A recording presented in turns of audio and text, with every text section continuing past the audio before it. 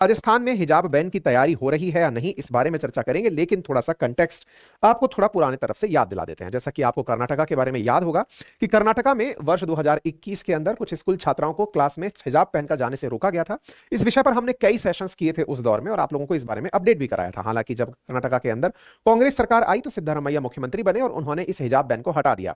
उन्होंने कहा कि खान पान और पहनावे पर लोगों की अपनी पर्सनल लिबर्टी होनी चाहिए। हालांकि आज बात राजस्थान की है और राजस्थान के अंदर राजस्थान के एक एमएलए जिनका नाम है बाल मुकुंदाचार्य, वो हाल ही में सुर्खियों में हैं क्योंकि उन्होंने कहा कि अगर इस प्रकार से ही बच्चियां हिजाब पहनकर स्कूल आने लगी तो संभव है कि हमारी बच्चियां भी, यानी कि बहुसंख्यक समाज की बच्चियां भी लहंगा चुन्नी पहन करके कॉलेज और स्कूल्स में आने लगेंगी। ऐसी स्थिति में हिजाब रोब बढ़ता चला जा रहा है और साथ ही में राजस्थान के जो मिनिस्टर हैं, एजुकेशन मिनिस्टर हैं, उनके द्वारा भी स्कूल से कहा गया है कि जो ड्रेस कोड पहले से स्कूल्स में लागू है उसी की पालना की जानी चाहिए। बाय द वे मैं आपको बता दूं कि मुस्लिम महिलाओं के अंदर सिर को बांधने के लिए या तन को ढकने के लिए 4 प्रकार के वस्त्र बताए गए हैं, जिनमें से एक है बुर्का जो पूरी तरह कंप्लीटली कवर होता है, दूसरा है निकाब, तीसरा है हिजाब और चौथा है चादर। यहां पर जो हिजाब है यह हेड स्कार्फ की तरीके से है और इसको इस प्रकार से बांधा जाता है। चर्चा जिन विधायक की हो रही है, आपका नाम बाल मुकुंदाचार्य है और इनके विरोध में प्रदर्शन करती हुई छात्राएं आपको यहां पर दिखाई दे जाती हैं। राजस्थान में फिलहाल भजनलाल शर्मा की सरकार है। भजनलाल शर्मा जो है वो बीजेपी के विधायक हैं और फिलहाल के लिए यहां पर युवा मुख्यमंत्री के रूप में हाल ही में पद पर आसीन हुए हैं। आपके पद पर बैठते ही इस प्रकार का मसला देश भर के अंदर अब सुर्खी के अंदर आने वाला है। राजस्थान की भजनलाल सरकार ने कहा है कि सरकारी संस्थानों में हिजाब पर बैन लगाने का विचार चल रहा है। ऐसी स्थिति में मुस्लिम छात्राओं का विरोध प्रदर्शन शुरू हो गया है।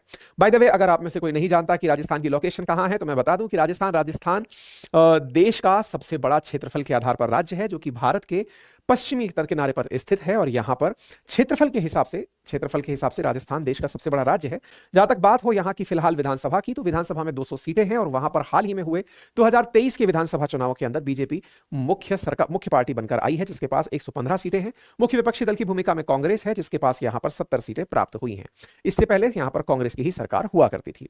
इसी बीच में बीजेपी के विधायक बाल मुकुंदाचार्य गणतंत्र दिवस 26 जनवरी 2024 को जयपुर के एक सरकारी स्कूल के अंदर कार्यक्रम में भाग लेने के लिए पहुंचते हैं और वहां पर वो स्कूल प्रशासन से कुछ छात्राओं द्वारा हिजाब पहने होने पर सवाल पूछते हैं कि क्या इस स्कूल में ड्रेस कोड का प्रोसेस नहीं है, क्या यहां पर बच्चियां ड्रेस कोड में या ड्रेस पहनकर आने के लिए कहीं नहीं गई हैं क्या। इसका मतलब यह हुआ, आप में से अगर कोई भी सरकारी स्कूल में पढ़ा है तो सरकारी स्कूल की कुछ फिक्स प्रकार की पोशाक होती है और चूंकि स्पेशल गणवेश फिक्स है कि क्या पहनकर आना चाहिए, तो ऐसी स्थिति में अगर गणवेश अपने स्तर पर धारण किया जाएगा तो दिक्कतें तो होंगी।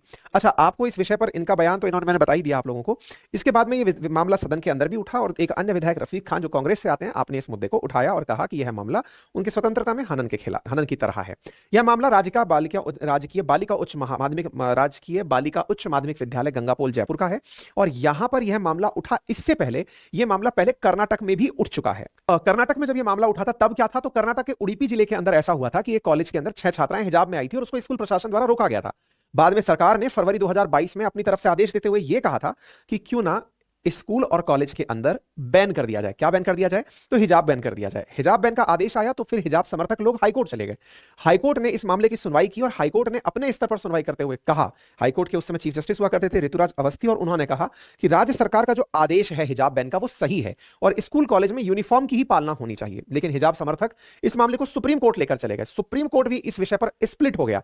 2 जजेस की बेंच बैठी थी, उसमें से एक समर्थन में और एक खिलाफ होने से फाइनली फैसला नहीं आया और सुप्रीम कोर्ट के सीजेआई चीफ जस्टिस के पास इस मामले को भेज दिया गया। चीफ जस्टिस ने कहा कि इस मामले के ऊपर अब वो आगे से बेंच का गठन करेंगे, संवैधानिक पीठ का गठन करेंगे। आपको याद हो, याचिकाकर्ताओं ने अपने लेवल पर अनुच्छेद 19 जिसमें व्यक्तिगत पसंद की स्वतंत्रता, आर्टिकल 21 सम्मान के साथ जीवन का अधिकार और आर्टिकल 25 जिसमें धार्मिक स्वतंत्रता पर बहस की थी। आपको याद हो कि आर्टिकल 19 लोगों की भाषण और अभिव्यक्ति की स्वतंत्रता को प्रमुख रूप से रखता है, आर्टिकल 21 जीने की स्वतंत्रता और 25 अंतःकरण की और धर्म की अबाध रूप से मान्य आचरण और प्रचार करने की स्वतंत्रता की चर्चा करता है। ऐसी स्थिति में जब यह मामला सुप्रीम कोर्ट पहुंचा तो सुप्रीम कोर्ट ने स्प्लिट वर्डिक्ट दिया और स्प्लिट वर्डिक्ट के बाद सीजेआई ने कहा कि भविष्य में वो इस पर एक संवैधानिक बेंच का गठन करेंगे।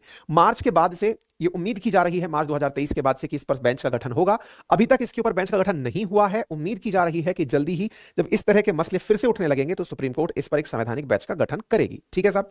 चूंकि कर्नाटका ने जब सरकार पलटी, कर्नाटका के अंदर फिलहाल कांग्रेस की सरकार है, तो कांग्रेस की सरकार ने अपने स्तर पर हिजाब बैन का मामला हटा दिया और उन्होंने हिजाब को कहा कि यह व्यक्तिगत पसंद है, लोग पहनना चाहें तो पहन सकते हैं।